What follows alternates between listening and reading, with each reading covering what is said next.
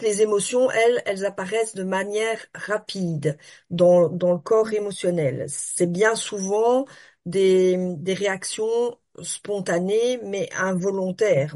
Quelquefois, on se dit, mais je ne voulais pas réagir comme ça, je ne veux pas rentrer en colère, mais c'est involontaire puisque on a appuyé sur le bouton.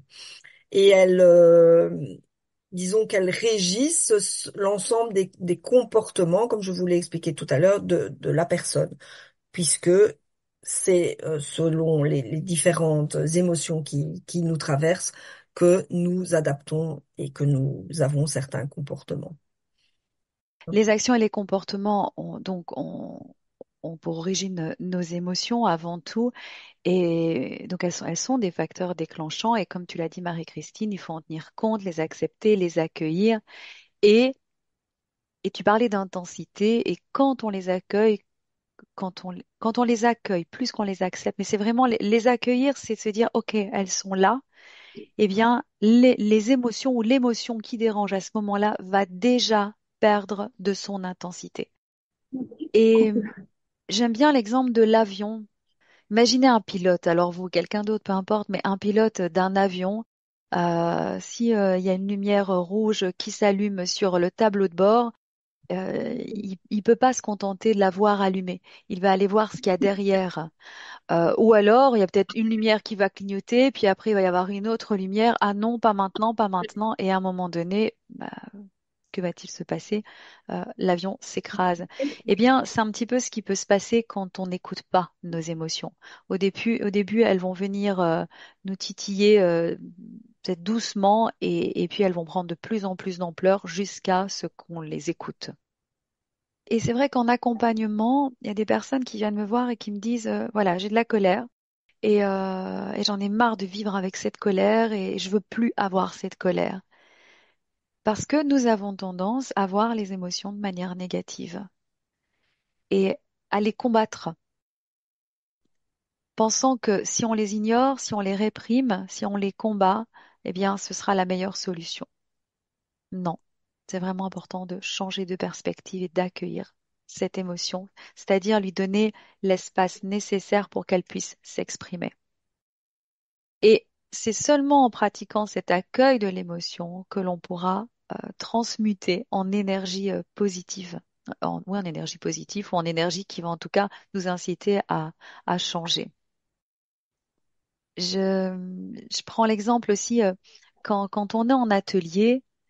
Quand on est en atelier, bon, ça arrive souvent qu'on pleure. Il y a toujours un paquet de mouchoirs et c'est vrai qu'on rigole avec ça. On dit prenez vos mouchoirs parce que ben, on sait qu'à un moment donné, l'une ou l'autre, ou l'un ou l'autre, hein, parce que parfois il y a des hommes, vont pleurer et c'est parce qu'il y a de la libération. Et puis parfois, on voit tout de suite un autre participant qui va chercher le paquet de mouchoirs et qui va donner les mouchoirs. Et c'est tout juste si la personne ne va pas prendre celui qui pleure dans les bras. Et là maintenant, nous, on intervient. Et puis, pour certaines d'entre vous, je pense que vous comprenez l'idée derrière. L'idée, c'est que quand l'émotion s'exprime et quand il y a vraiment l'espace qui est créé, alors allez-y, laissez-la s'exprimer. Et si c'est l'autre de devant vous qui ressent une émotion et qui a besoin d'exprimer cette émotion, vous pouvez aussi lui offrir cet espace. Et je ne parle pas seulement des enfants, je parle aussi des adultes. Et c'est comme ça que l'on va pouvoir libérer la force de l'émotion. Alors que ce soit la peur, que ce soit la colère, une colère qui est écoutée. Bon, je sais qu'il y a des extrêmes, on en reparlera aussi en temps voulu, mais une colère qui est vite écoutée, elle va déjà diminuer d'intensité. Oui, La joie aussi, hein. On parlera aussi de la oui. joie qui peut être aussi dévastatrice. Donc, enfin voilà. Oui.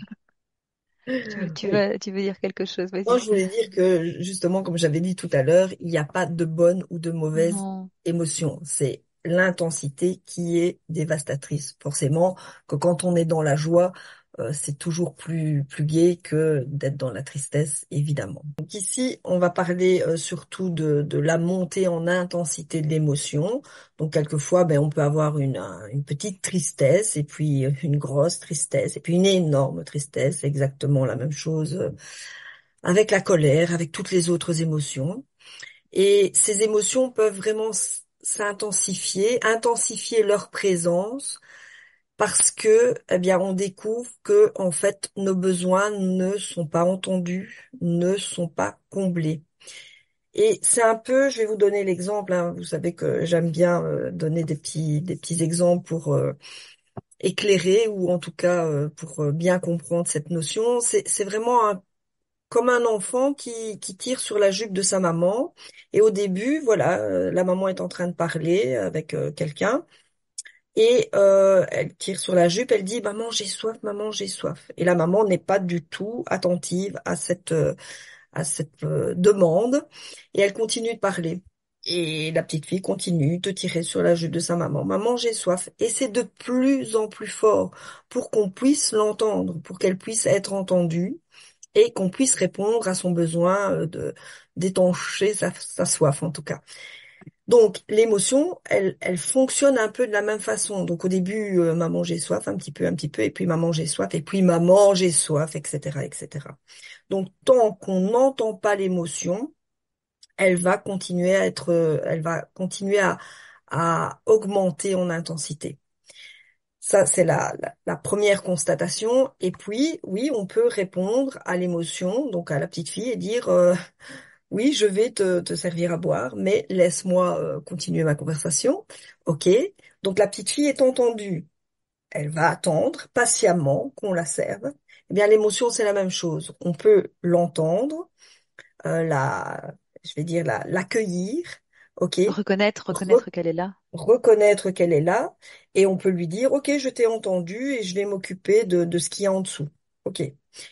Mais si on ne s'occupe pas de ce qu'il y a en dessous, si on ne donne pas à boire à la petite fille, ben, la petite fille va revenir à la charge et l'émotion va de nouveau être la messagère du besoin qui n'est pas comblé. Donc c'est vraiment important pour moi de voir qu'avec certaines émotions, ou en tout cas dans certaines situations, eh bien l'émotion s'intensifie pour la raison que je viens donc de vous expliquer. Cette colère, donc, comme je viens de le dire, si elle n'est pas exprimée, peut s'accumuler et conduire à des explosions émotionnelles inattendues, comme la petite fille qui se met à crier Maman, j'ai soif! On va. Ou comme nous, qui, en tant qu'adultes, qui à un moment donné, on se retrouve dans des situations où on pète les plombs, comme on dit. Voilà, où c'est trop, trop, c'est trop. Voilà, c'est ici que s'arrêtent les extraits issus de notre atelier. Les émotions sont nos amis. Cet atelier est le premier d'une série de 7 qui composent le cycle Libérer la force de vos émotions.